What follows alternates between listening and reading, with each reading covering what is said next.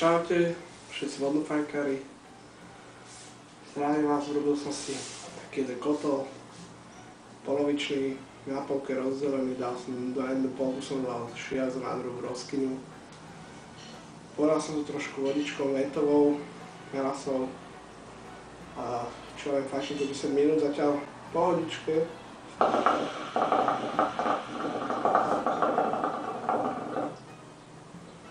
Dým je tiež dobrý, šiazo.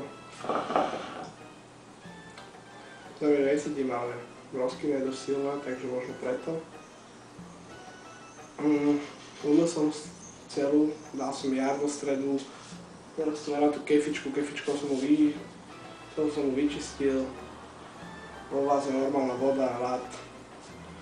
Kotol som trošku vyškrabal, bol tam príslušený tabak, tak som vyškrabal nožikom. Trošku nastrkal samom, pustilo to, potom som celé preumýval jarou a fičí veľmi dobre. Hadicu som tiež umyl celú, čisto iba vodou.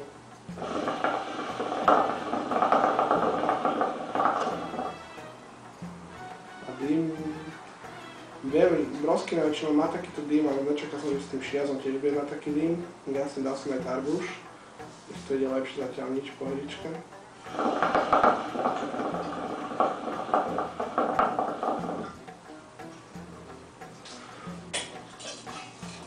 Dáme dole, lebo už je trošku silnejšie. Tak, hore sú bambuče, napalal som ich trískovým zapalovačom, jak vždy.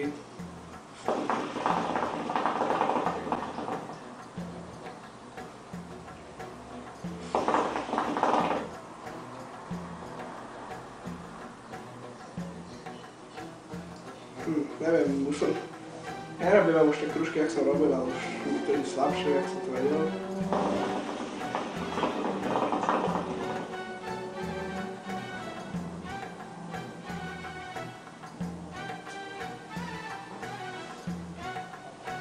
Už ani guľovať nič, ja neviem.